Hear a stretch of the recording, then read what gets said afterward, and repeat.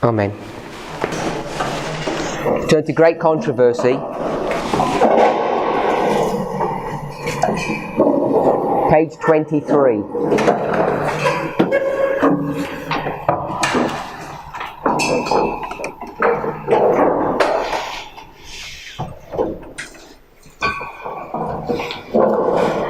What happens is when you do a study and you're not actually doing it systematically, sometimes you can miss some information if you're not drawing all the quotes from inspiration.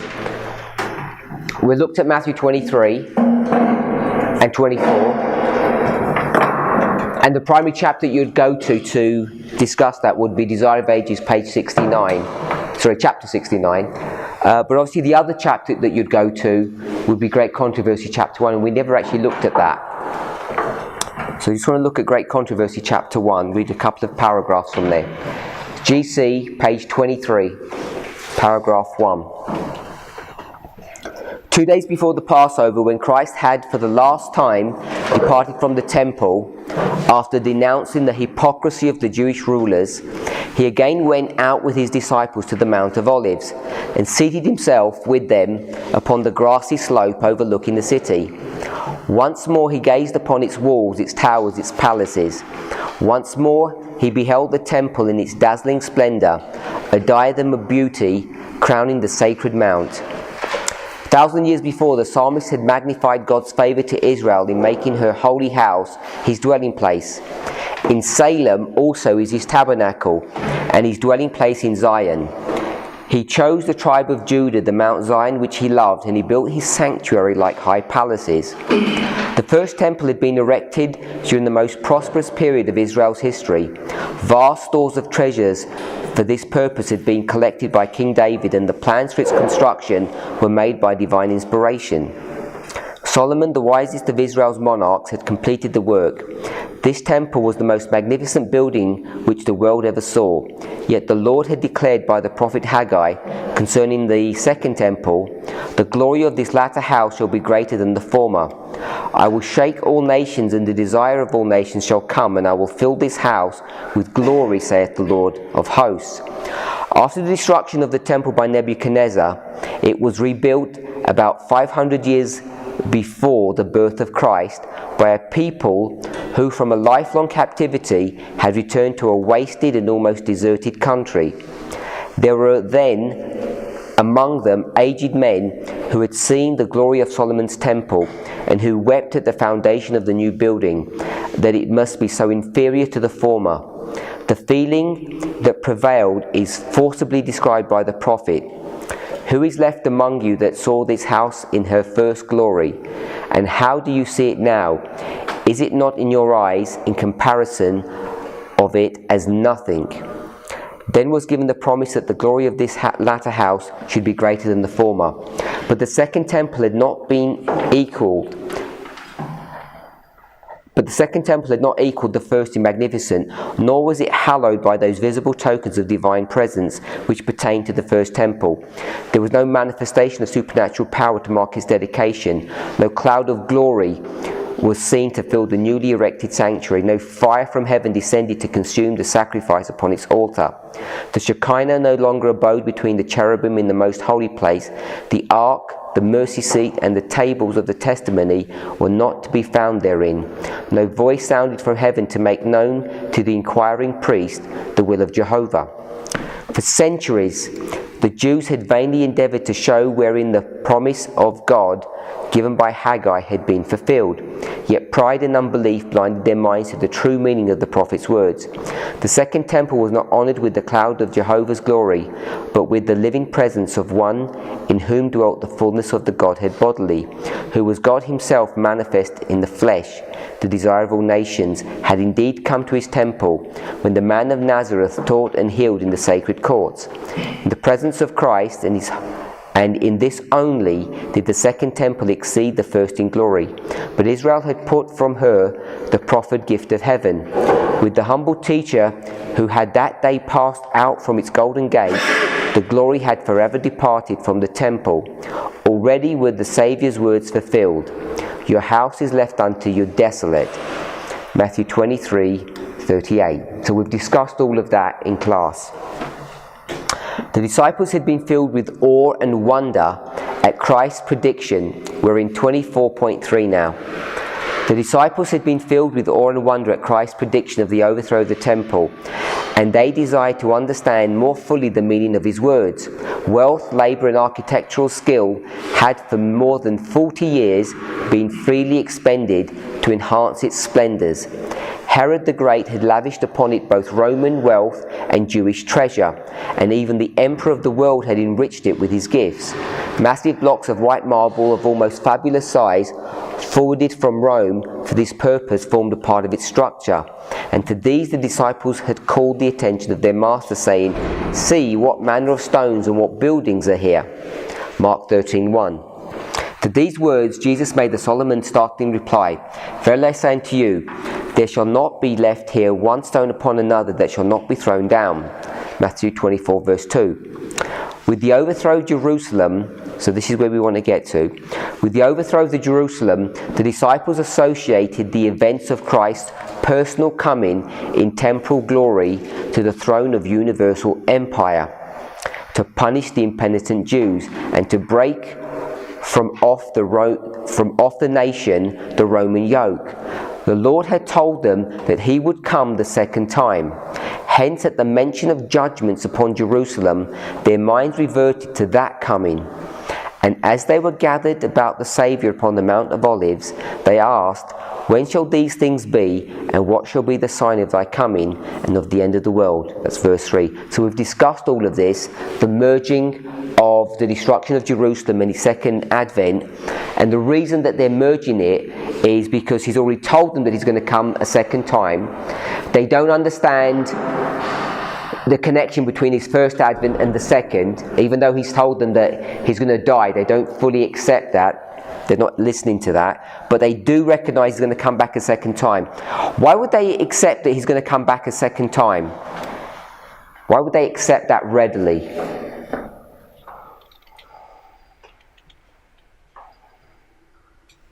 Hey, Brother Andrew?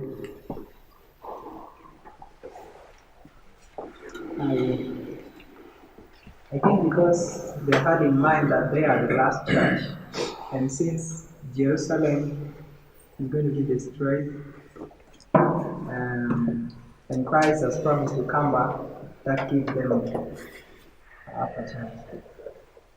My brother? Okay, the answer is here. The reason why they accept the second coming of Christ is because Christ will come on the throne and then take the eternal throne. Christ will come? And overthrow. Oh, an overthrow? Yeah, and then take the eternal throne and rule as other king. And where did they get that idea from? Ideas of him overthrowing thrones? Because that's the preconceived that they had before. Yeah. Where did they get that idea from? They get it from teaching of John. Because John was teaching. And where did John get it from?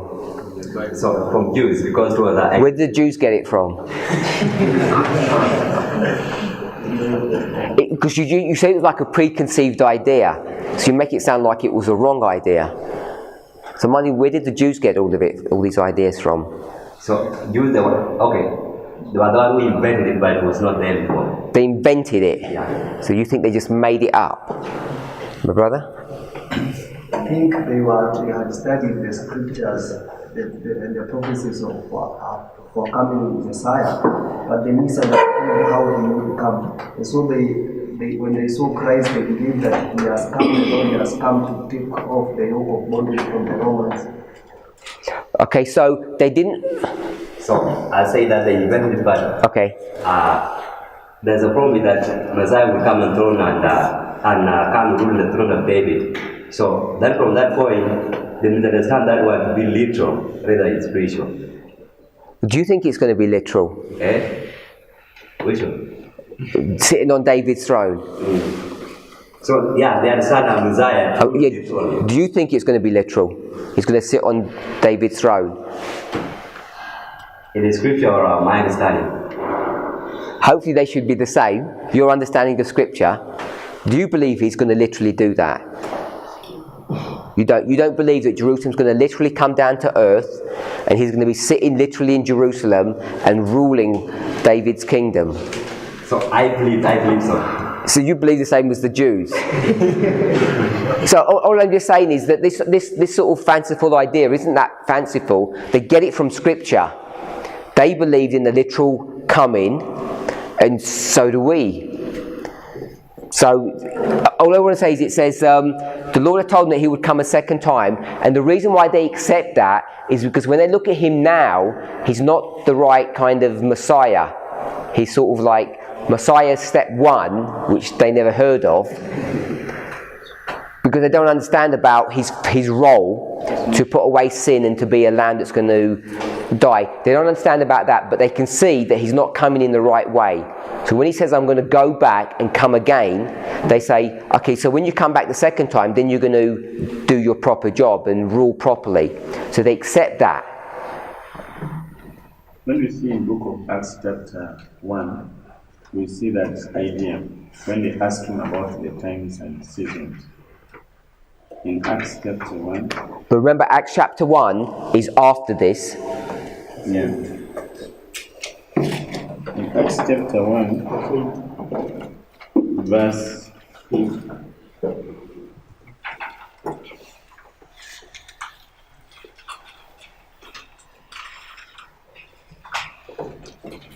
Verse 6 says, When they therefore were come together, they asked of him, saying, Lord, wilt thou at this time restore again the kingdom to Israel? Yeah. Then he said unto them, It is not for you to know the times or the seasons which the Father has put in his own power. So we see that idea that they feel they wanted the restoration of the kingdom back to Israel. And when they see Jesus, the way he came, he doesn't really be the person. They don't see in him the capability of restoring back the kingdom to him, but they still have hope in him. Yes, so that's why they're accepting that he's going to come the second time.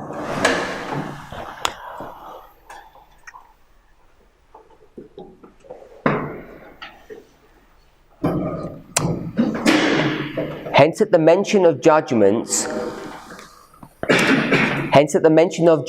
upon Jerusalem, their minds reverted to that coming, that second coming. And as they gathered to about the Saviour upon the Mount of Olives, they asked, When shall these things be, and what shall be the sign of thy coming and of the end of the world?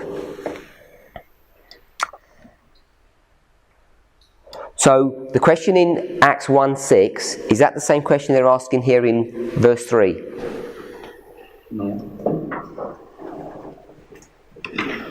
Acts 6 says,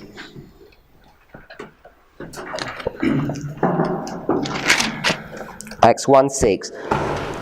When they therefore were come together, they asked of him, saying, Lord, wilt thou at this time restore again the kingdom of Israel? And he said unto them, It is not for you to know the times or the seasons which the Father hath put into his power. So they're asking when the kingdom of Israel is going to be restored. And isn't that what they're asking here? The Lord told them that he would come the second time, hence at the mention of judgments upon Jerusalem, their minds reverted to that coming, and as they were gathered about the Saviour upon the Mount of Olives, they asked him, when is that going to happen? It seems to me that they're asking the same question. Next paragraph. The future was mercifully veiled from the disciples. Had they at that time fully comprehended the two awful facts, the Redeemer's suffering and death, and the destruction of their city and temple, they would have been overwhelmed with horror. Christ presented before them an outline of the prominent events to take place before the close of time. His words were not fully understood, but their meaning was to be unfolded as the people should need the instruction therein given. The prophecy which he uttered was twofold in its meaning. While foreshadowing the destruction of Jerusalem, it prefigured also the terrors of the last great day. So, I want to reread that again. The future was mercifully veiled from the disciples. Had they at that time fully comprehended the two awful facts, the Redeemer's suffering and death, and the destruction of the city and temple, they would have been overwhelmed with horror. Christ presented before them an outline of the prominent events to take place. So, we spoke about this mercy in Desire of Ages,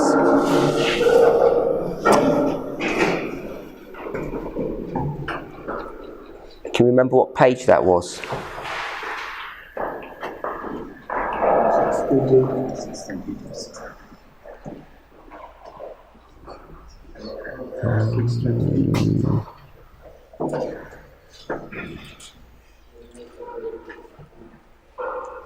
It's that, Execution of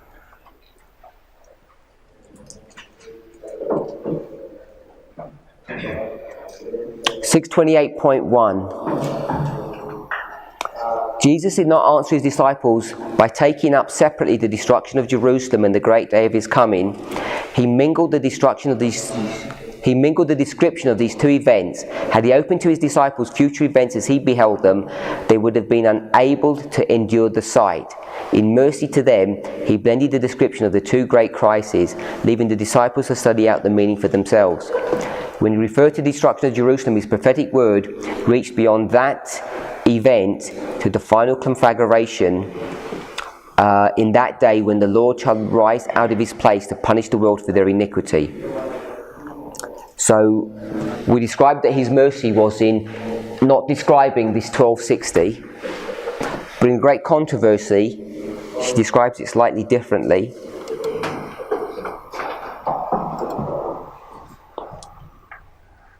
She says, the future was mercifully veiled from the disciples. Had they at that time fully comprehended the two facts, his death, his suffering and death, and the destruction of the city and temple, they would have been overwhelmed with horror. Christ presented before them an outline of the prominent events to take place before the close of time.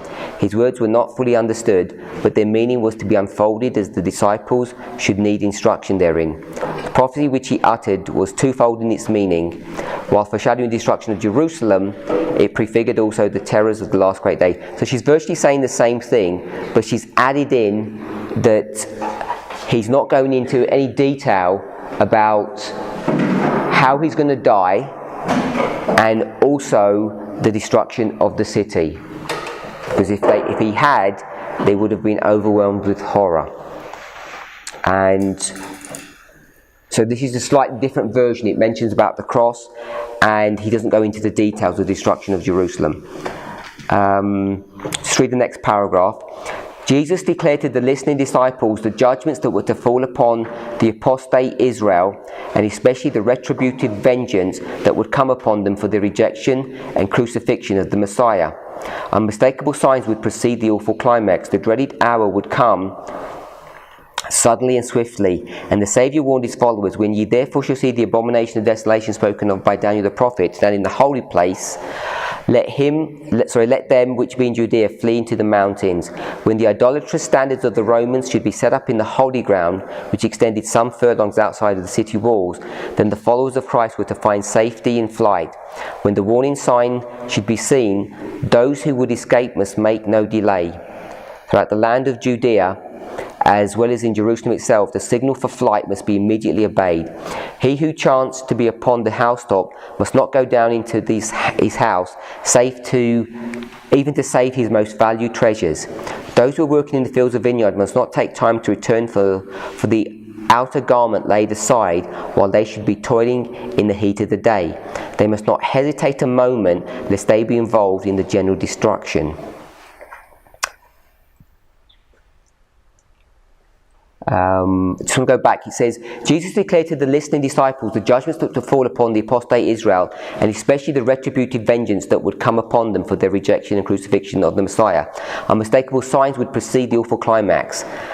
And the Saviour warned his followers, when you therefore shall see the abomination. So he gives a lot of details, but there's some things he misses.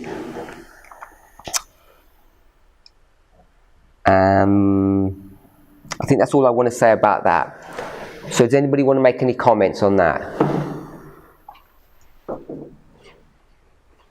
So the reason we're reading that is because when we read in Desire of Ages, she seemed to focus on the things that he was shielding from them was this history of darkness. We understood a reason for that, and in great controversy she's added the idea that he's also shielding from them the details both of the cross and of what the destruction of Jerusalem is actually going to look like. He doesn't go into the details of either of those two.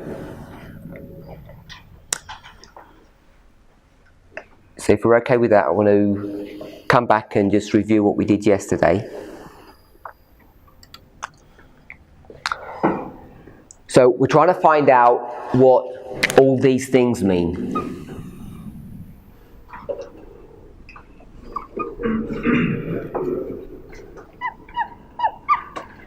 And where is that phrase taken from? All these things.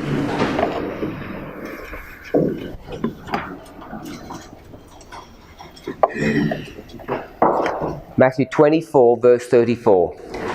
So we've got some different ideas about what all these things mean. One option is it's all of the things in the chapter.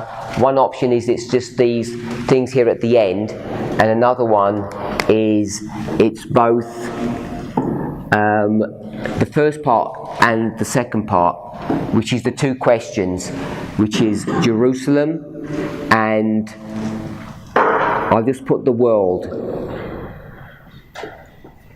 So are all these things these ones and these ones, or just these ones? So in discussing that, we then had to go back into the verses, because people are saying all these things, some of us are saying, all these things, verse 34, begins in verse 29.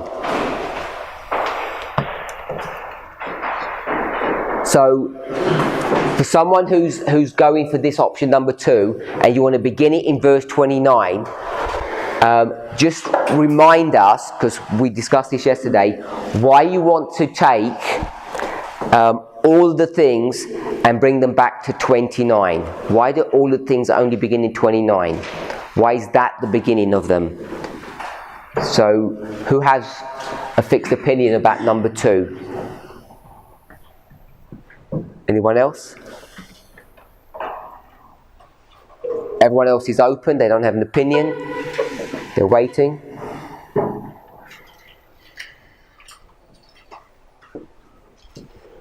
No one else? Okay, Brother Rogers, explain to us why all of these things bring you back to verse 29, because you were the one that explained it yesterday. Okay. Yesterday, I took it from verse 33. From verse 33, so likewise when ye shall see all these things, know that it is near, even at the door. So with proof text from 34 to 33.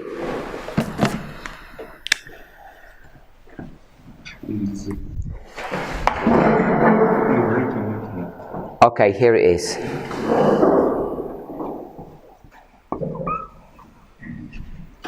So with proof text, verse 34 and 33 says, Verily I say unto you, this generation shall not pass till all these things be fulfilled. So likewise when ye shall see all these things, know that it is near, even at the door. So ye, you, these things, okay? So in verse 33. Okay, I think that's what I basically did. And in verse 33 you can see it says, So likewise when ye shall see all these things, know that it is near, even at the door. So we said if you look at the it is he. So it's speaking about the advent of Christ. The advent of Christ is near, even at the door. So when you come to verse 34 it says, And I say, verily I say unto you, this generation shall not pass till all these things be done or be fulfilled. So then I brought a quotation from Desire of Ages, 632, paragraph 1 and 2.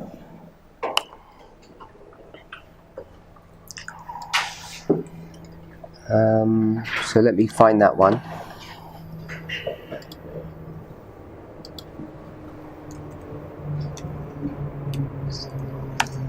So Desire of Ages 632.1 and 2 Yeah. at the close. Yeah.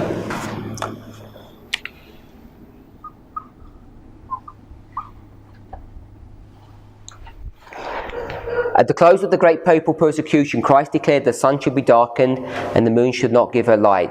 Next, the star should fall from heaven. So that's verse 29. And he says, learn the parable of the fig tree. When its branch is yet tender and putteth forth leaves, you know that summer is nigh. So likewise, when you shall see all these things, know that it is near, even at the doors. So you've tied in verse 29 with verse 33. Christ hath given signs of his coming. He declares that we may know when he is near, when it is near, even at the doors. He says of those who see these things, this generation shall not pass till all these things be fulfilled. These signs have appeared. Now we know of a surety that the Lord's coming is at hand. Heaven and earth shall pass away, he says, but my words shall not pass away. Okay, if you look at that quotation, in the previous paragraph 1, she quotes Matthew 24, 32 and 33. When you come to the second paragraph, she's going to quote 34, but she's not going to highlight it. Because that phrase, this generation, is picked up from verse 34. So she's connecting verse 33 and verse 34. And how she's connecting is by this. He says of those who see these signs, this generation shall not pass till all these things be fulfilled. So these things, she's identifying them as these signs. So those are the quotations I used to bring these things back to verse 29. Verse 33 and verse 34, and this quotation from Desire of Ages. But I think when I looked at it again, I have some change of ideas. A change of an idea. So what I think when I come to... So before you do that, does everybody understand that logic? Sorry? Does everybody understand that logic? Does anybody not understand the logic? You don't understand that logic. You understand or you don't understand? You don't understand what he just said. Do you understand? Okay, can you repeat to us that logic? So he's fixing that 33 and the 34. The 33 is telling us all the things, and all the things in verse 34 are the same thing. So it's connecting verse 33 and verse 34 to be the same thing. And verse 33 connecting with verse 32. So this connection, Matthew here is going to explain in a different way. So he's saying likewise. So he's spreading the parable in a different fashion, that we see the connection between 32 and 34, and now going to Desire of Ages, where Desire of Ages is going to tell us, is going to comment about 33 and 34, same thing.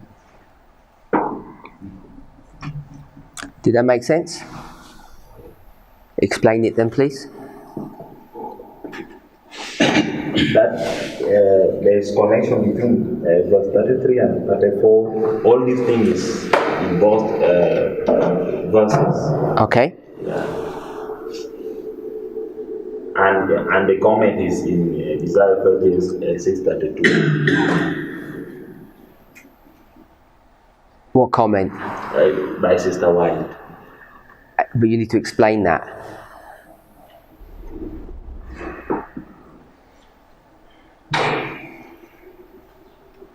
Okay, he's talking about all these things, and all these things that he's talking about is back in verse 29. How do you get that?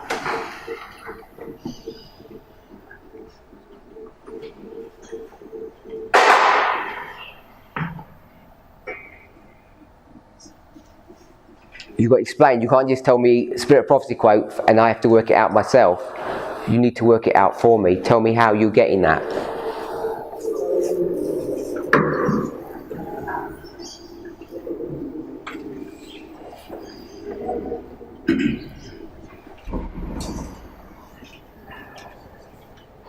You don't need to put your hands up.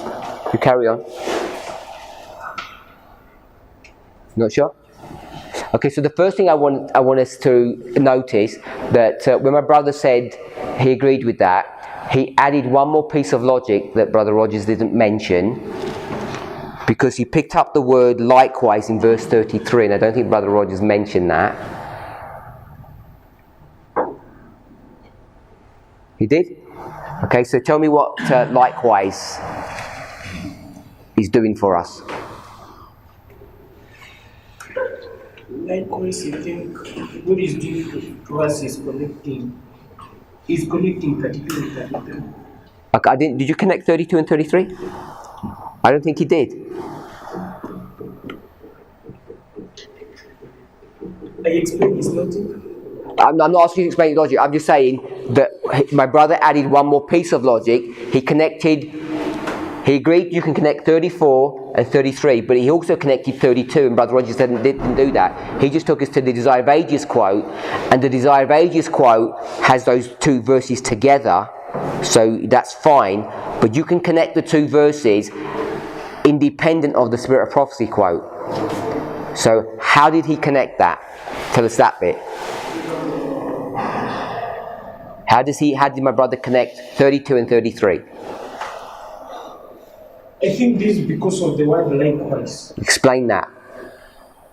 Okay. Verse 32 says, now Don't read the verse, just tell us how likewise does that. as likewise means as same as in as same as 32:11, likewise when you, so it connects. Anybody else want to explain that? Yeah. He's right. Yeah.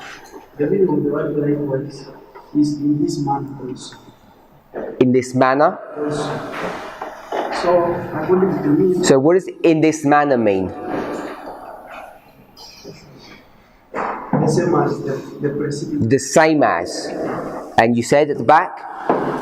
Same way. In the same way. So if I said in a similar manner. So if I said something and then I said something in a similar manner, what am I doing? What methodology am I using? If I said something and then I said it in a similar manner, sorry? I'm comparing. Isn't that repeat and enlarge? That's not repeat and enlarge. So if I said something and then I said the same thing but in a similar manner, because if it's similar it must be talking about the same thing. Isn't that repeating myself? Yeah? So I think it's repeat and enlarge. So 32 is, or 31 is the end of the prophecy. We all agreed with that. 32 is a parable. He says, now learn a parable. So what is the parable about? No. What is the parable about? Sorry? The sign. Remember, what is a parable? It's a prophecy, but it teaches spiritual things using natural. So the natural is the fig tree. The prophecy or the parable is teaching us what? The nearness of Christ coming. It's teaching us about the prophecy, isn't it? So the parable is now going to be. So the parable is therefore what? An illustration of the prophecy. So he said, let me tell you what's going to happen, this and this, and then what's he going to do? He's going to give a parable that does what? I can't hear that. And what do we call that? If you're going to explain what you just said. We're repeating. So he's going to put a parable there. So the parable is a repeat and enlarge. So you've got the parable in 32. 33 is what? Likewise. So what does that mean? In the same way. So how are we going to connect 32 and 33? Sorry? So that's repeat and enlarge. So 33 is the explanation of what 32 means, in case you miss it. So 32 is an explanation of the prophecy. Then 33 says, in the same way, when you see these things, you know that his coming is is near. So 33 is an explanation of the parable, and then 34 is some additional information about the generation. So 32, 33 and 34 are all connected verses. We need to understand them as a singular package. 35 you could tag in with that, because he's basically saying 35, whatever I've said is true. I'm not lying.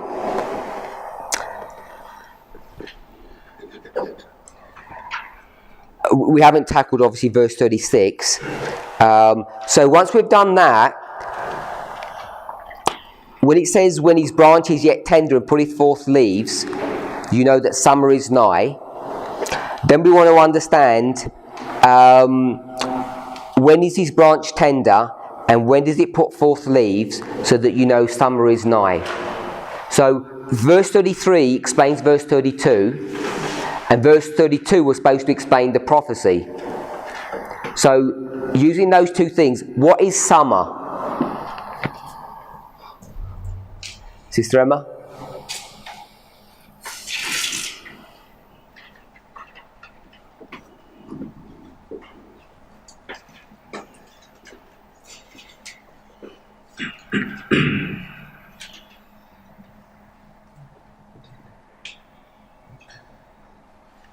My brother at the front here, what is summer?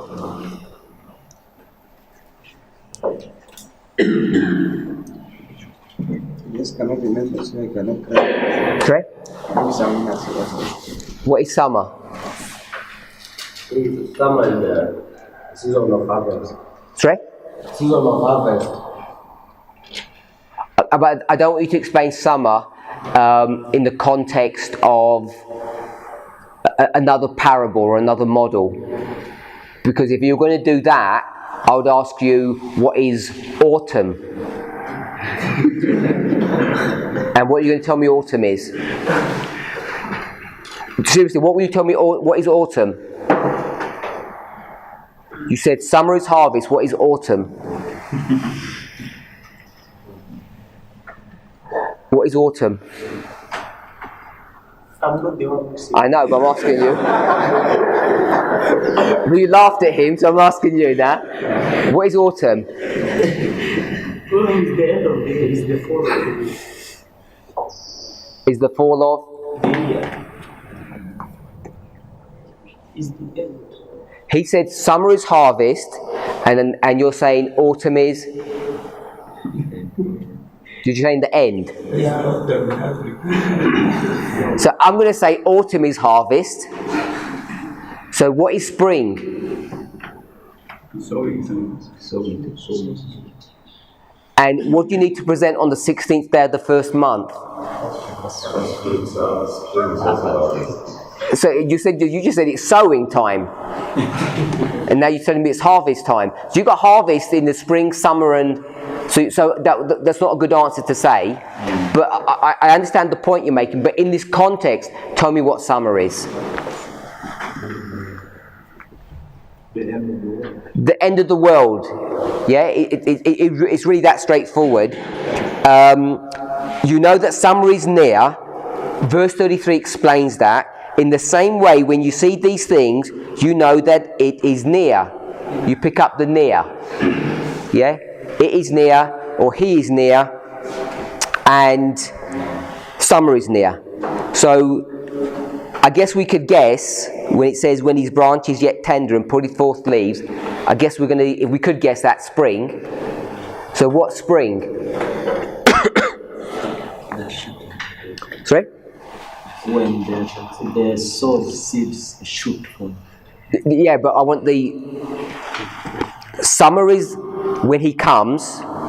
What is spring? When the leaves come and the branch is tender.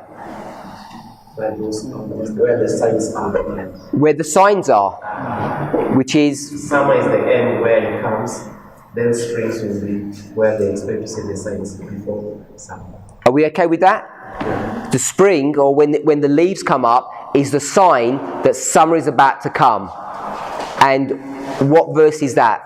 When you put the Desire of Ages quote and this passage. Not this passage, just the Desire of Ages quote. When is spring? Verse 29. Okay, it's verse 29. I was asking someone else because you already know it's verse 20. Because that's your argument. It's verse 29. So let's just go through that logic again. You can tie. You got verse 34, which says, "This generation shall not pass." We want to know what this generation is. To know that, you want to know what all the things are. You can tie 34 back to 33, and 33 is just what? It's just an explanation of a parable, which is 32, and 32 is a parable of the prophecy. Then Ellen White, in 623 paragraph 1 and 2, she ties those two histories together. At the close of the great papal persecution, you have the sun, moon and stars. So she's got this event here. We've got verse 29, sun, moon and stars, 1798, end of the papal persecution. All we've done is, we've gone 1780, 1833, and we've just put them together as a clustering of events. What we really should be doing is once we've done that, we'd want to understand what 1780 and 1833 actually are. Because they're not 1798, obviously. We've just done an approximation, just in the same way she's doing it. But we'd want to understand what they specifically mean, because they must have some specific meaning. Then he says, "Learn the parable of the fig tree. When his branch is yet tender and putteth forth leaves, you know that summer is nigh. Likewise, when you see these things, know that he is near, even at the doors." So you see that she's used the marginal reading. If you have, I don't know if it's in all your Bibles, it changes the word "it" into "he." If you've got a marginal reading, not all Bibles have that, but Ellen White's already put it into her writings. And so she's taken verse 29, she doesn't quote verse 29, and she's tied it to verse 32 and 33. Are we okay with that? And as soon as you do that, we've already tied 32 to 33, because they're the same verse. One's just an explanation of the other. And from 33, you then go on to 34. And then she does that in the next paragraph. "Christ has given signs of his coming. He declares that we may know when he's near, even at the doors." He says of those who see these signs, the signs that she's quoted in paragraph 1, "The generation shall not pass till all these things be fulfilled. These signs have appeared. Now we know of a surety that the Lord's coming is at hand. Heaven and earth shall pass away," he says, "but my words shall not pass away." We just want to note that in verse 29, when she quotes it, what part of verse 29 is she quoting?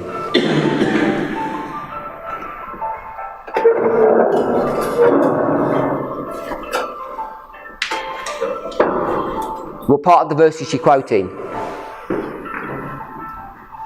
Brother Kephas, what part of the verse is she quoting? First part of the verse. First part of the verse. So just describe the part. Now tell us what she's missing. We'll do it that way. What is she missing?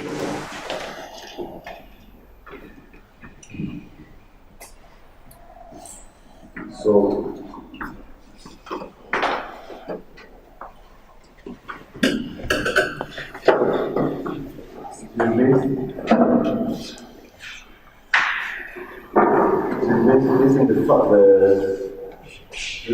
the paragraph that we are influencing, the close of the great factor of persecution, Christ declared the sun should be darkened and the moon should be alive. Then the stars will fall from heaven. So tell it. You just read out the bit that she's missed. So the bit that she's missed is the powers of the heavens and the sea. Okay, so you can see that she's missed that bit. Now, at first reading, I think the natural assumption would be and should be that the powers of heaven is the sun, moon and stars. So verse 29 would just be repeat and enlarge. That's how we would assume that. But we're going to just revise what we looked at there. But before we do that bit, is everybody happy with this, number 2? Yeah? So we've proof text that. We've gone to 32, 33 and 34. We've got Desire of Ages quote that locks these passages together, and so we can see that all these things are this. We're not sort of just guessing it.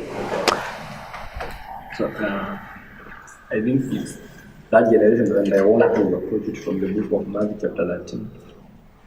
So you're going to go to Mark 13. So from verses, I think verses 5 of Mark 13, verses 22, Christ is giving us a history of the disciples that leads us to 70 AD, and then the history of the 1260 years. And then verses 23, he is going to summarize that whole history with these words. But take ye heed, behold, I have told you all things. So he's going to summarize the history of the disciples, the 7 that leads us to 70 AD, and then the history of the 1260. Behold, I have told you all things. So, and then he enters into verses 24 and begins now giving us these signs that we are marking there at 1788. So by the time we come to verses 24, which if you go to Matthew chapter 24 will be an equivalent of verses 29, he has already summarized. One second, we're here, 24 to 29, that's what we did yesterday. Yeah. So I'm saying that the previous events, when you go to the book of Matthew, from verses 4 to verses 28, they have already been summarized. I have told you all things. And now he picks up something else in Mark chapter 13, verses 24. But in those days after that, tribulation, the sun shall be darkened, and the moon shall not give her light, and the stars of heaven shall fall, etc. And then when you come to verses 27, verses 28, now learn a parable of the fig tree. Now you say that the parable is another illustration of those signs that he had already given. Of the fig tree, when her branch is yet tender and putted forth leaves, you know that summer is near. So ye, in like manner, when you shall see these things come to pass, know that it is near, even at the door. So I'm arguing that these things that the Bible now is speaking about in Matthew chapter 13, verses 29, must be different from the old things that it had spoken about in verses 23. It must be something new. And summarize the logic of that is based upon which verse? That summary verse that you just gave us? Verse 23? Yeah. So by the time we come to verses 23, he has already summarized what is happening in the 70 AD, the history that leads us to 70 AD, the history of the 1260, and then he picks up something else. So when you come to his words, all these things from verses 29 and verses 30, all these things must be the events that now happen from verses 24 up to verses 28, which is the history of 1788 to the end of the world.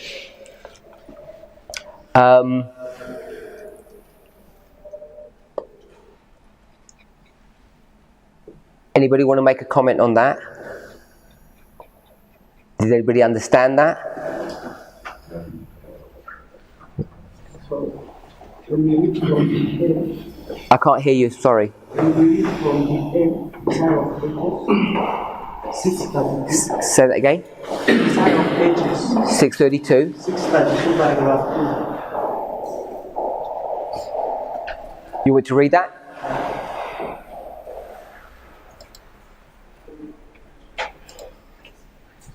Christ had given signs of his coming. He declares that we may know when he is near, even at the doors. He says, of those who see these signs, this generation shall not pass till all these things be fulfilled. These signs have appeared. Now we know of a surety that the Lord's coming is at hand. Heaven and earth shall pass away, but my words shall not pass away. So we say the signs are in Matthew chapter 24, verse 29. So what she's saying, these signs have appeared. So meaning, if I'm reading it correctly, it means the signs of verse 29 have already occurred. You see? So what about the last part, the part B of verse 29? Meaning it has already appeared, no? So you want to put even the last part of verse 29? The way I'm reading it.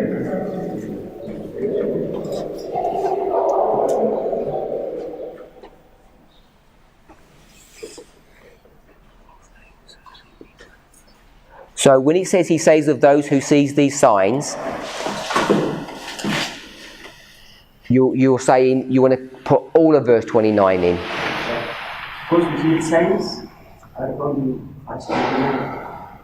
And I want to say that in paragraph 1, she lists the sun, moon and stars, and they're the signs.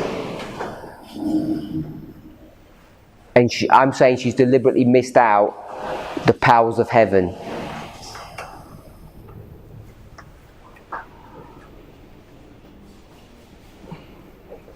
If we didn't know anything, we would have just said, yeah, it includes everything. But when we looked at it yesterday and when we review it now, you're going to see that the powers of heaven is something future, because there's other spirit of prophecy quotes that show that. So that all I'm saying is she's careful in what she's doing. Yeah. Yeah. If you go to the palace, I can't hear you. If you go where? I'm saying, if we go to what Brother Robert has read from the book of Mark 13, and if we go to verse 28 of Mark 13 will be unequal to verse 32 of Matthew 24. Now learn the parable of the fig tree. When her branch is yet tender and putteth forth leaves, ye know that the summer is nigh. Yes. So I'm saying verse 28 will be unequal of verse 32, and verse 33 will be unequal of verse 29 of Mark 13 that Robert has read. But if you go to verse 29, I think it confirms what we read, because it says, so then in like manner. So it will confirm that likewise in Matthew 24 verse 33 is in like manner. That one likewise means in like manner, because Matthew says it.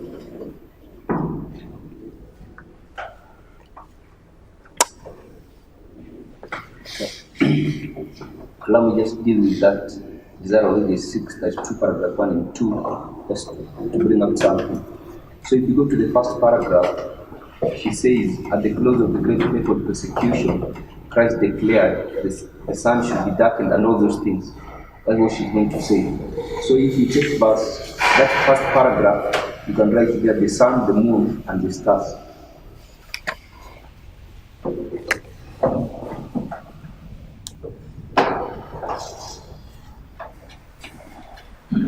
Okay. Then, if you come to the next paragraph, before I finish dealing with the first paragraph, she says, Christ has given signs of his coming. So this to me is like it's repeating the first paragraph, but now, instead of saying the sun, the moon, and the stars, she's calling them the signs of his coming. So you could write below it the signs. So we have the signs of his coming. Then I think next week we write his coming now. So we have the signs of his coming, then we have his coming.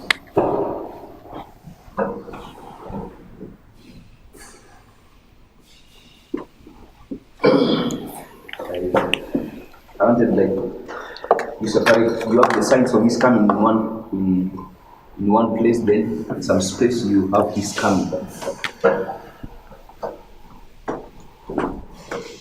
So there you have his coming, then this will be the signs of his coming. So when you continue to read, he says, he declares that we may know when he is near even at the doors. He says of those who see these signs. Okay?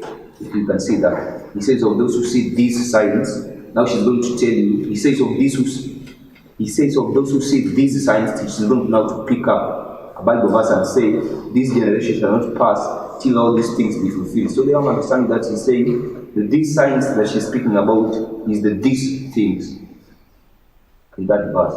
So below that below the signs you can write the these things.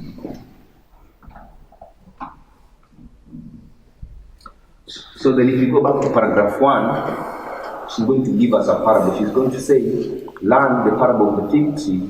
When its branch is yet tender and putteth forth leaves, you know that summer is near at hand. So I want to say, if you look at a fig tree, when its branch is tender and it has put forth leaves, that's a sign that summer is near. So below those signs, you can have the fig tree, branch tender and putting forth leaves. Below the signs. I'm going to put what? Branch tender and putting forth leaves.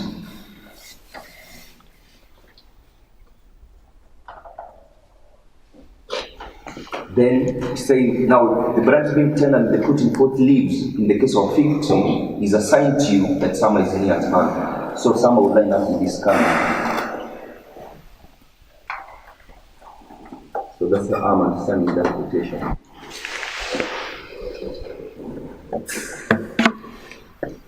Brother Kevus? So, I think I'm agreeing with what brother is saying. When you compare Matthew 4 with Mark and also with Luke, you see the connection that she's making in regards to the signs and the parable and the coming of Christ. Like when you read Luke 21, from verse 24. Luke 21 from verse 24 says, "And they shall perform by the edges of the sword, and shall be led away captive into all nations. And Jerusalem shall be torn down of the Gentiles, and till the time of the great tribulation." This is from verse 1. This is compared to verse 9 of Matthew 24, where it says, "Immediately after the tribulation of those days, when he gives the next sign," in verse 25 of Luke 21 says, "And there shall be signs in the sun, and in the moon, and in the stars, and upon the earth the distress of nations, with perplexity with the sea and the waves roaring. Men's hearts failing them for fear and for looking after those things which are coming on the earth, for the powers of heaven shall be shaken." So Luke is including some of the things that are not there in Matthew 24. Then he says, "And then shall they see the Son of Man coming in a cloud with great glory. And when these things begin to come to pass, then look up and look up." So these things are these signs, just like we are put there, what Prophet is saying. So these things and these signs are the signs for his coming. So it's saying in verse 28 that when they begin to come to pass, in other words, when you begin to see the signs, then know that your redemption is going on. Then he says, and verse 29, "And he spake to them a parable, behold the fig tree and all the trees. When they now shoot forth, ye see and know of your own selves that summer is now at hand. Likewise ye, when ye see these things, when ye see these signs, then know that my coming, which is the summer,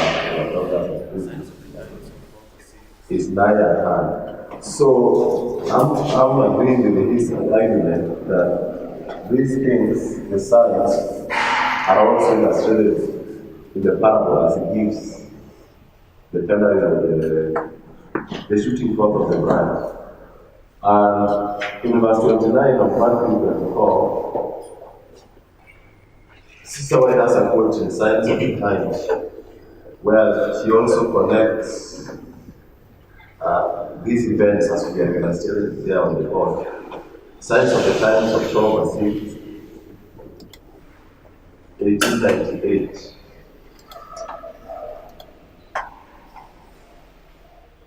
Paragraph 5 and 6.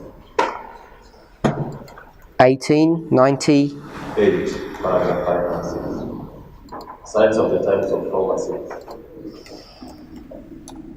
1898. Signs of the Time.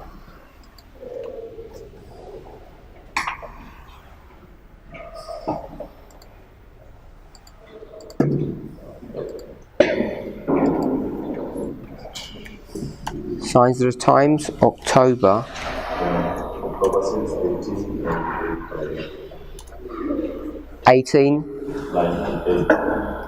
1898. It's not coming up. Is it coming up for other people? 26. October 6, 1898. I must be doing something wrong. 6. Okay, if you read it out then, because I can't find it. Says, from the destruction of Jerusalem, Christ passed on to a much greater event, the last link in the chain of this earth's history, the coming of the Son of God in majesty and glory.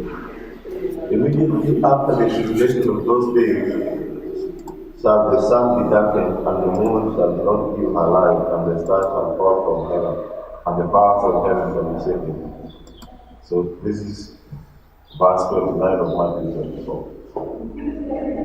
And then shall appear the sign of the Son of Man, which is verse 30, in heaven, and then all the tribes of the earth mourn, and they shall see the Son of Man coming in the clouds of heaven with power and great glory. And he shall send his angels with a great sound of trumpet, and they shall gather together his elect from the four winds, from the end of heaven to the other. Then he says in the next paragraph, Christ gives special directions with regard to this event. And I'm submitting that this event is coming. And he has already given the signs in the previous paragraph, the verses that she's quoting, and these signs are the signs for his coming. Then he says that he is going to give a special direction to this event, and that direction is, now learn a parable of the fig tree. When its branch is yet tender and putteth forth leaves, ye know that summer is nigh. So likewise, when ye shall see all these things, know that it is near, even at the Lord. Verily I say unto you, this generation, the generation that sees the signs, the generation that sees these things, shall not pass till all these things be fulfilled. Heaven and earth shall pass away, but my word shall not pass away. So that's what we do at that point.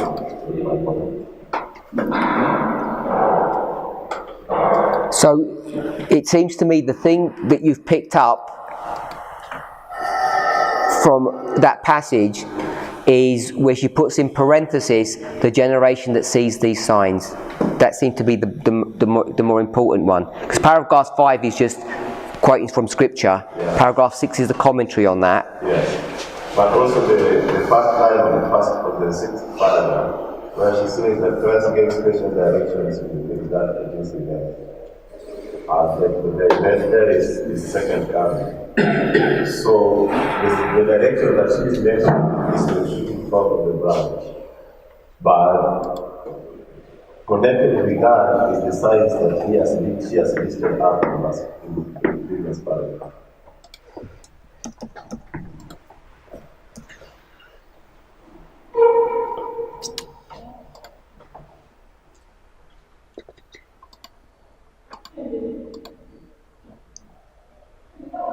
One second.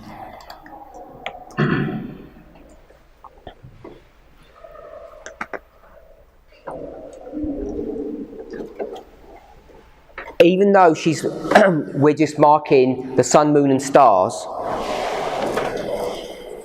we know that all of these things can't just be those three things. There must be everything that's in verse 29.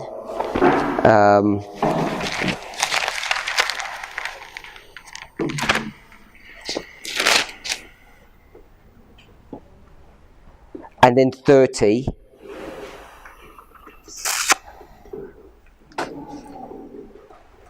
Yeah. It must be at least 29, 30. It must have the powers of heaven, because we've already seen that the cloud is one of the signs. So it includes all of those things.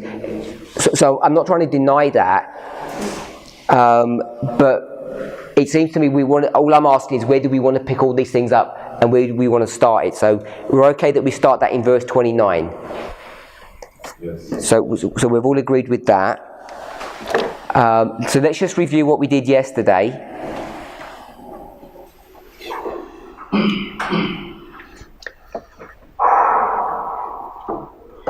So we just want to look at the powers of the heavens shall be shaken, the last part of verse 29. Oh, no, actually, before we do that, I just want to go to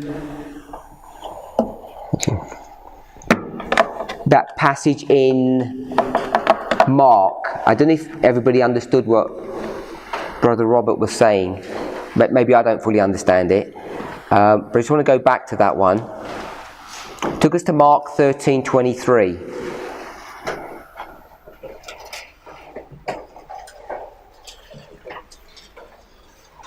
Take heed, behold, I have foretold you all things.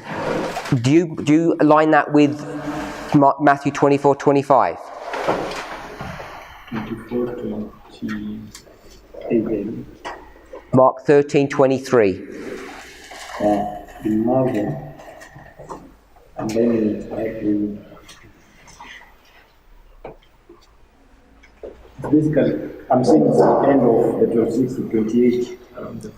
It's not in Matthew, but it's in chapter 24 of Matthew. But if you go to Matthew 24, verse 25, it says, behold, I have told you before. And Mark says, behold, I have foretold you all things. So, to me, they're the same verse. It's just saying things. So, 24, 25. So, I'm saying 25 is 23. If you agree with that.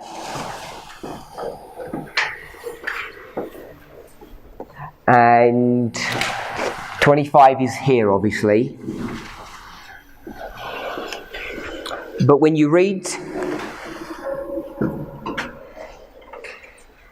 from 25 and then you say, then 26, wherefore if they shall say unto you, behold, he's in the desert, go not forth.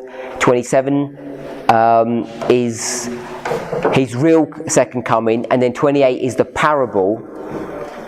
So 26, 27 and 28 is just some dialogue that basically false prophets and Christ is having. The false prophets are saying one thing and Christ is rebutting what they're saying. So it's not really a prophecy per se. So you can, even though we've got verse 28, you can finish it in verse 25. I guess that's what I'm saying. 25 to 28 is... 26 to 28 is just a discussion, basically. Christ is saying, they say this, and I say this. So you can take 23, Mark 13:23, and you can line that up with verse 28. That's what you want to achieve. Yeah? Does everybody understand what the point he's trying to make? So if you read verse 25 of Matthew 24, it says, behold, I have told you before. So what does that mean?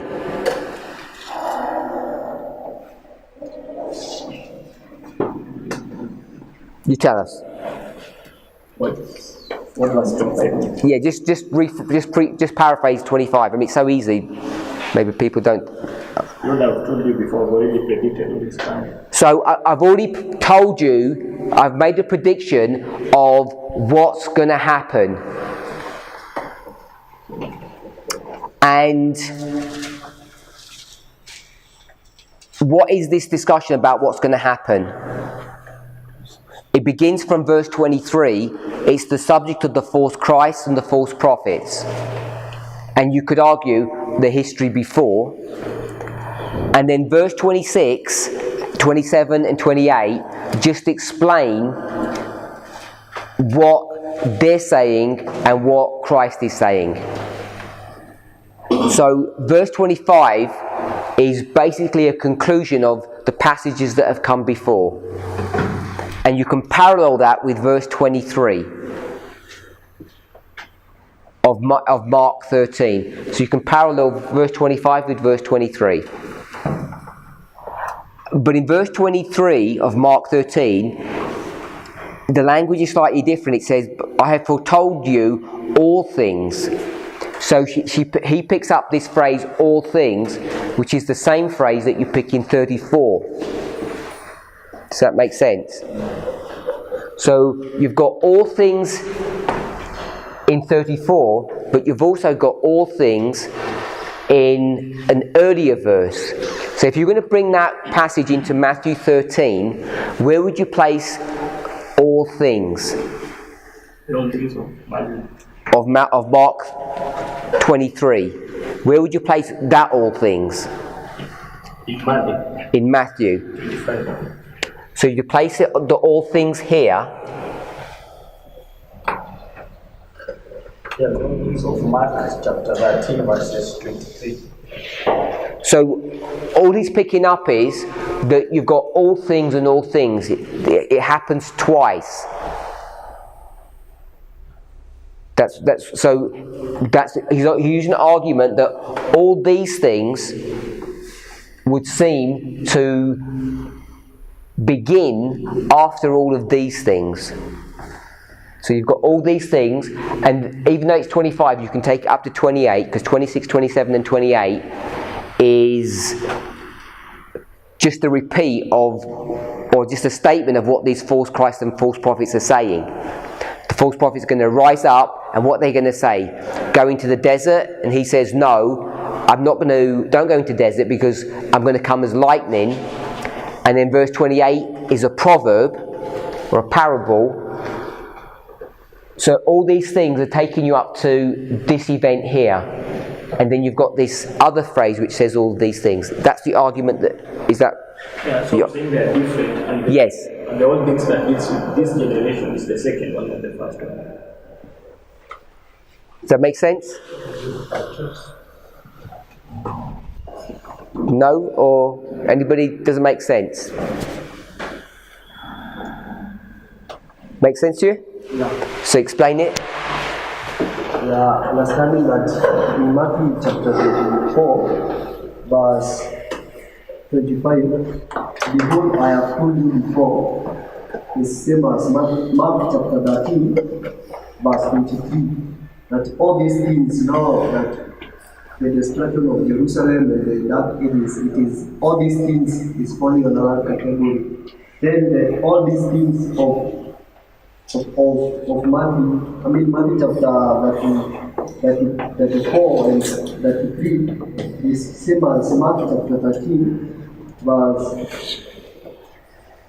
30. All these things now from verse 29 of Matthew, all these things. Mark chapter 13, verse 30.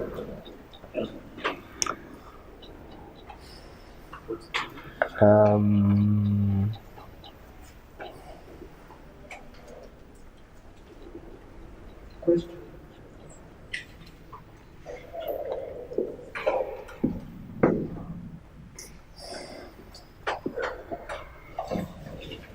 Which verse did you say? I say Matthew chapter 24, verse 25. That behold, I have told that matches 23. That marks Mark 13:23. Yeah. All those things. Yeah. Then the Matthew 24, all these things is same as Mark 13, verse 30. Verse 30. Yeah.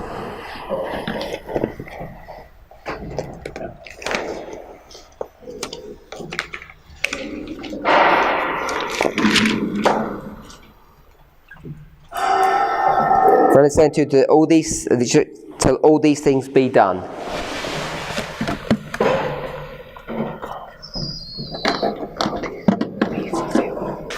Yeah, which is the same as Luke 21:32.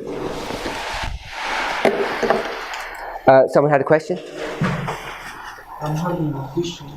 So you're having an issue? Question?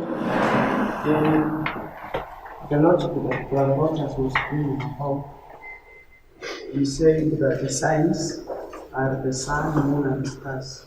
So if you read from Matthew 24, verse 33, so I think the you there is excessive. Are you am I wrong to say the you in 34 is the disciples? Okay, so if it's the disciples, carry on. So meaning the disciples who are to see the signs which are the sun, moon, and stars. How? Okay, so we discussed this yesterday. I don't know if you remember. That if you're going to make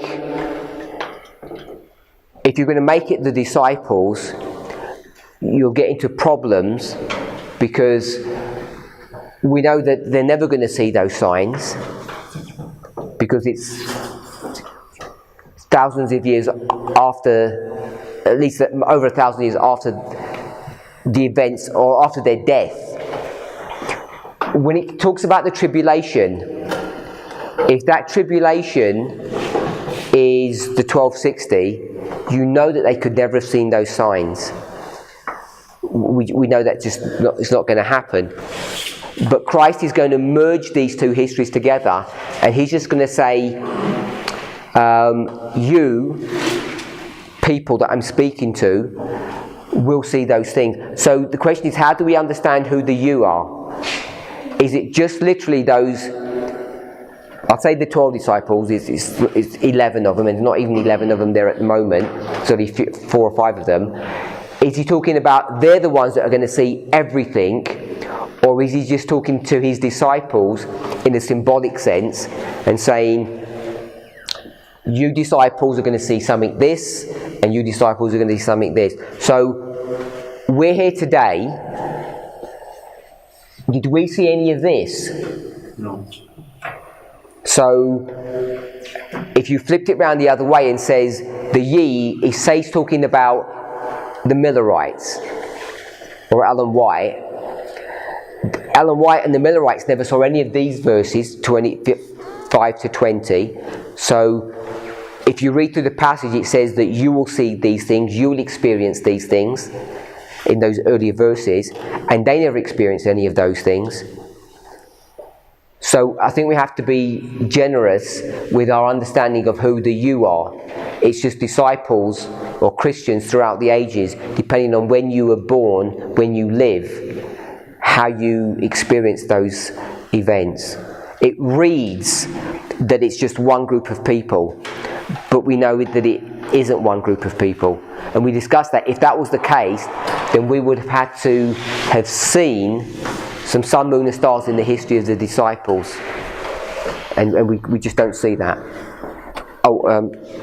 Okay, am I allowed to read a quote from Pioneer application of how they understood? How they understood? Yes. What? Rambaro is quoting about those events and where does it apply to the disciples or the generation?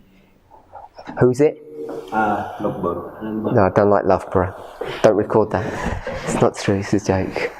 Okay, so the point that you just addressed concerning the question my brother asked. So I think even when we come to that verse, when it says, see these things, I think even that phrase of seeing these things, you have to address it. Does this mean literally seeing something happening in the clouds? Because if you come to those signs, one happened in 1780, William Miller is born in 1782. So he doesn't see it literally with his eyes. So we have to define what the seeing really means.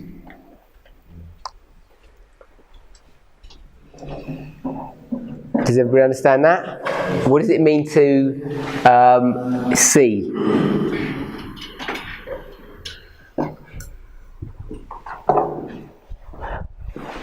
Okay, so I just want to recap what we've done, because otherwise the class is going to finish and we won't recap and it gets a bit late.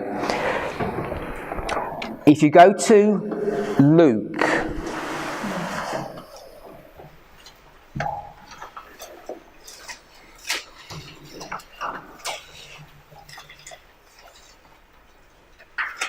Luke 21, verses 25 and 26.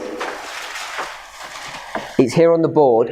We've got Luke 25 and 26, which parallels Mark 24 and 25, which parallels Matthew 29. And we've split 29 into A and B.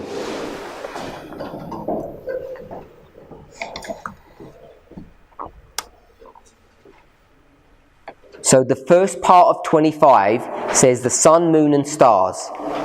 And then there's an additional bit in verse 25, which is not in Matthew and not in Mark.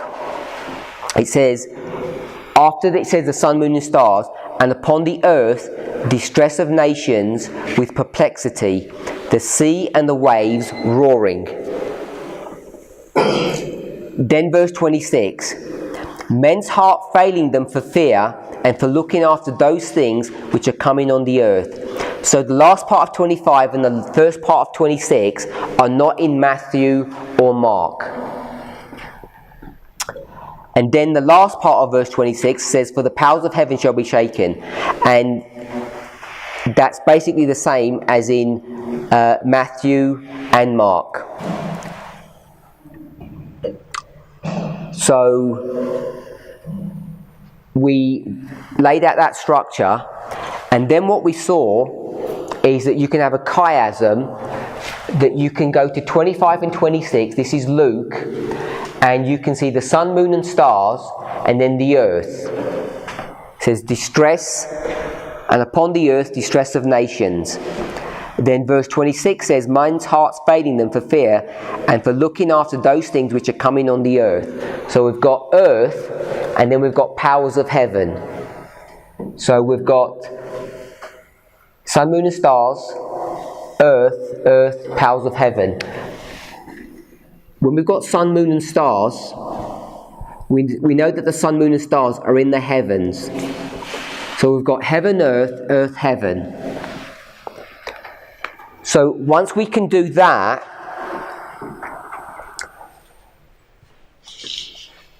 then just because it's a repeat and enlarge, which is what a chiasm essentially is, but a chiasm teaches you a bit more than that. It structures it in a unique way. Just because we've got heaven and heaven here, it doesn't mean that they're the same event. So even though it's a repeat and enlarge, and the repeat and enlarge normally is the same event, when you have a chiasm it doesn't have to be that way. And the example that we gave was this one here, which was the 25-20. Everybody agree with that? That here we'd have civil war between the north and the south, and we have an identical situation, a civil war between the north and the south. There's about 4 or 5 characteristics. You've got the Confederacy. But just at this level, we know that these 2 civil wars are identical. To repeat and enlarge, but they're separated by over 2,500 years, and they're 2 separate events. One is in the Middle East, one is in North America. So when we come to here, we know that this is 1798, the clustering of these events, but that doesn't necessarily mean that this, the powers of heaven, is also 1798. And the reason we said that was because of what? How do we know that? How do we know that this is not 1798? My brother? No? My sister? The powers of heaven which we see there in Luke 26, they illustrate future, because when we read from the scriptures, spirit of prophecy, early writings. I don't want to go to early writings. I don't want to go to early writings 41, because we didn't go to early writings 41 yesterday, but I said, it's future. And I didn't go to early writings to say that. We're going to go to 41, we will read 41, but don't want to read that yet. In Mark, in Luke, where that illustration is given, Luke is able to give us exactly what will happen in the powers of heaven when Christ will appear. They're very specific. The heavens will be shaken, and yeah, but if you're going to say the heavens are going to be shaken, it's identical in verse 29. It's almost word for word the same. In fact, all that's missing, I think in 29, in Matthew it says, and the powers of heaven, and here it says, for the powers of heaven. Then it says, and the powers, for the powers of the heavens, of heaven. So it's almost word for word. So what I want us to do, it's breakfast time now, is that I want us to try and remember, or think about it, why are we saying that this is future? The reason we want to do this is because, yes, when we say all of these things, even though we went to Desire of Ages 6:2-3, and she specifically just talks about the sun, moon and stars in that context, she's picking up the beginning. But we know that there are other things that are happening as well, and one of them is the powers of heaven. It says that in the bottom part of verse 29. Is that just the repeat and enlarge? Is that just a redundant statement? Or is that another event that is going to be spring? It's another sign that summer is near. So either God's going to give us one thing, and the one thing is 1798, 1833, is it just that one thing?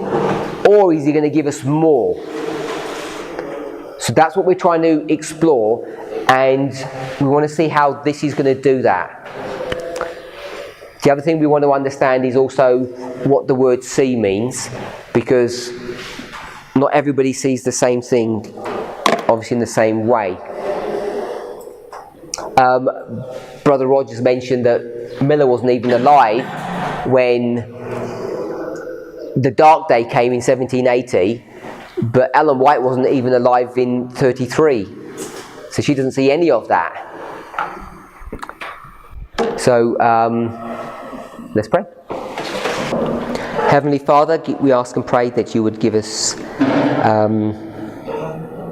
grace and strength to persevere in trying to understand your word. We ask that you would guide and direct us through this day. We ask for a blessing upon the food that you've provided for our needs, and all these things we ask for in Jesus' name. Amen.